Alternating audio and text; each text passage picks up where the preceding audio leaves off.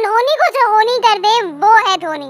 थाला for a reason. हमारे माही भाई एकमात्र ऐसे कप्तान है जिसके पास आईसीसी की तीनों ट्रॉफी है। टी20 world cup, 50 over world cup और चैंपियंस ट्रॉफी। तीनों जीतने वाले अकेले कैप्टन अपने शातिर दिमाग से एंड मोमेंट पर मैच पलटना या फिर अनऑर्थोडॉक्स डिसीजन से क्रिकेट जगत को हैरान कर देना ही इन्हें एक महान कप्तान साबित करती है। ओवर की लास्ट 6 गेंद बची हो और जीतने के लिए 15 रन चाहिए हो और ओवर की पहली ही गेंद पर चौका लग जाए तो उस समय एक कप्तान की क्या रणनीति हो। एक कप्तान की शातिर दिमाग की पहचान उसी समय हो जाती है। आज हम एक ऐसे ही मुकाबले को दिखाने जा रहे हैं जिसमें धोनी की कप्तानी ने विरोधी टीम की आसान सी जीत को एक बुरे हार में बदल दिया।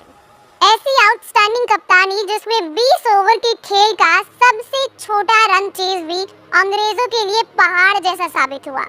जी हाँ, हम बात कर रहे हैं कैप्टन कूल के उस डिसीजन की जिसने आसानी से जीत रही चैंपियंस ट्रॉफी को अंग्रेजों के मुंह से छीन लिया।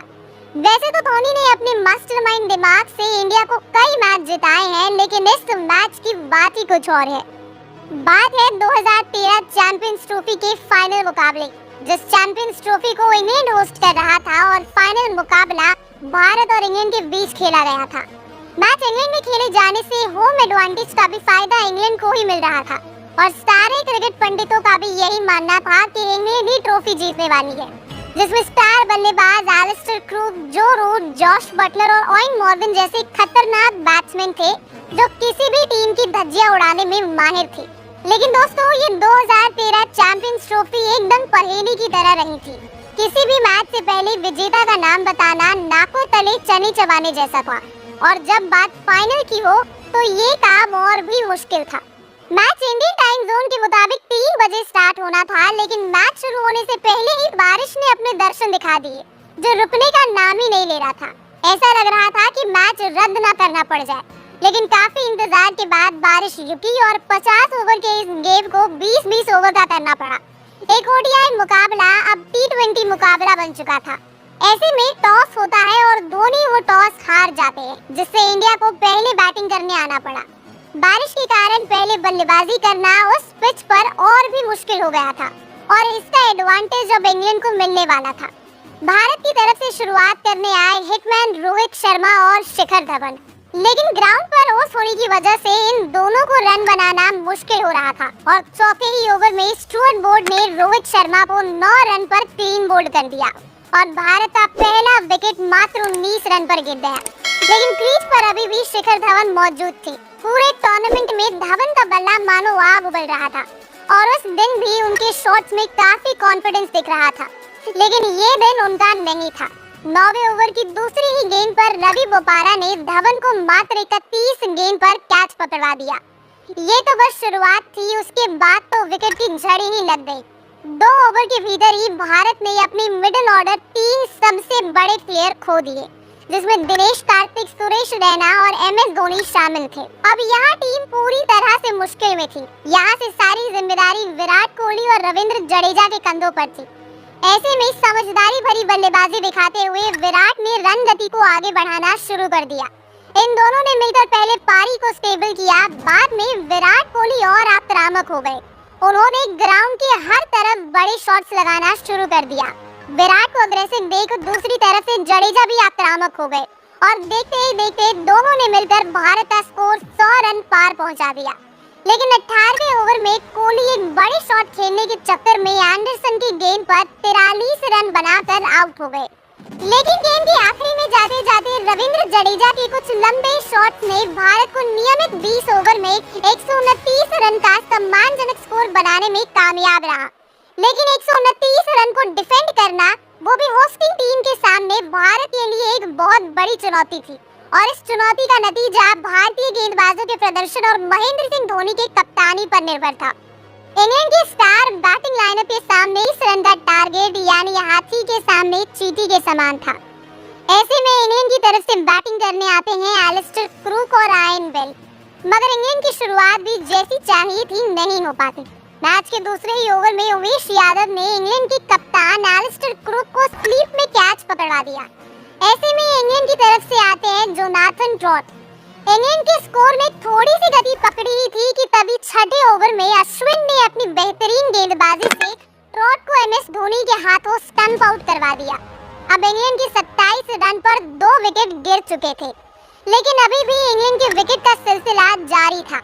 8वें ओवर में जो रूट भी अश्विन की गेंद पर गैर जिम्मेदाराना शॉट खेल आउट हो गए। उनके पीछे पीछे आयन बेल को भी महेंद्र सिंह धोनी ने अपने बेहतरीन विकेट कीपिंग से स्टंप आउट करके इंग्लैंड को 50 रन के अंदर ही चौथा झटका दे दिया।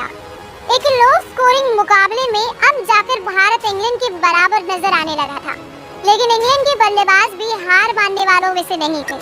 इंग्लैंड को इस मैच को जीतने के लिए सिर्फ एक अच्छी पार्टनरशिप की जरूरत थी। ऑयन मॉर्गन और रवि बोपारा ने इस काम को बखूबी निभाया और टीम का रन लगातार बढ़ाते चले गए। उसी बीच ऑयन मॉर्गन ने सुरेश रैना के ओवर में लगातार 2 चौके जड़ दिए और अब रवि बोपारा ने भी अपनी बैटिंग का अंदाज बदल लिया था। उन्होंने भी ईशांत शर्मा की ओवर में एक लंबा छक्का लगाकर 9 रन बटोर लिए। इन दोनों की पार्टनरशिप मानो भारत की हार के रूप में आई थी। इन दोनों ने मिलकर इंग्लैंड का स्कोर 46 रन से 100 रन कब लाया पता ही नहीं चला।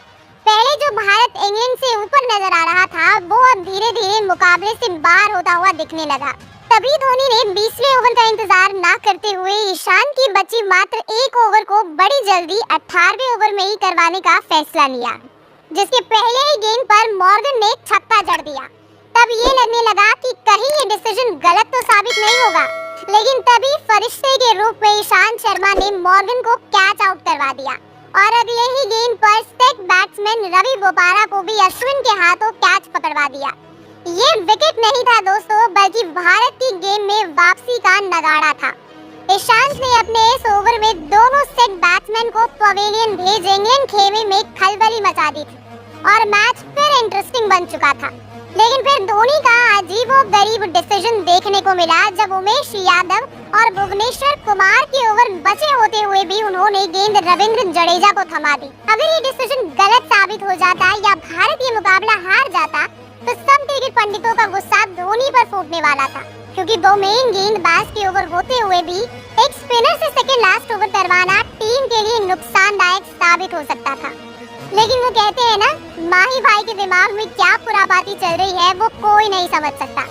और उसी ओवर में जडेजा ने पहले जॉश बटलर और बाद में जेम्स एंडरसन का विकेट चटकाकर मात्र 5 रन दिए और धोनी के उस डिसीजन को सही साबित किया।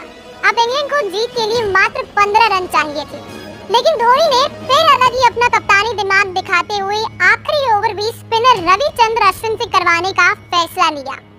ये देख सबको लगने लगा कि धोनी का दिमाग ठिकाने पर है या नहीं, क्योंकि दाव पर चैंपियंस ट्रॉफी थी और अब पूरे मैच का नतीजा आखिरी ओवर पर जाकर टिका था। ऐसे में ये ओवर थोड़ा सा भी ऊंच नीच होता तो इसके कारण सिर्फ और सिर्फ महेंद्र सिंह धोनी थे और ओवर की पहली ही गेंद बाउंड्री पार चौके के लिए गई। ये देख सबको लगने लगा कि धोनी यहाँ गलती कर बैठे, लेकिन तभी धोनी अश्विन के पास गए और उन्हें कुछ बताया। इसके बाद अश्विन ने अगली 3 गेंद पर मात्र 3 रन दिए और अब वो समय था जब इंग्लैंड को एक गेंद पर जीतने के लिए 6 रन चाहिए थे। ये मुकाबला इतना ड्रामेटिक हो गया था कि इसका नतीजा अब आखिरी गेंद पर जाकर निकलना था। अगर ये गेंद बाउंड्री पार जाती तो इंग्लैंड जीतता और अगर अंदर तो भारत। ऐसे में अश्विन ने आखिरी गेंद फेंकी और बॉल बल्लेबाज के बल्ले पर आई ही नहीं और भारत आखिरी गेंद पर जाकर एक ऐतिहासिक मुकाबला जीत गया और सारे खिलाड़ी मैदान में झूमने लगे। कहते हैं ना, सफलता जितनी मेहनत से मिलती है उसका आनंद उतना ही मीठा होता है। ये जीत भी आसानी से मिली हुई जीत नहीं थी। 129 रन का टोटल बहुत छोटा था, लेकिन धोनी की कप्तानी और भारतीय गेंदबाजों ने इस छोटे से रन चेस को पहाड़ जैसा बना दिया। तभी तो कहते हैं ना, अनहोनी को होनी कर दे, होनी को अनहोनी। एक जगह जब जमा हो तीनों, बॉल, बल्ला और धोनी, और ये बात उस दिन सच हो चुकी थी। महेंद्र सिंह धोनी सिर्फ एक नाम नहीं बल्कि पूरे भारत का इमोशन है। हम लोग खुशनसीब हैं जो धोनी जैसा एक महान कप्तान हमारे देश को मिला।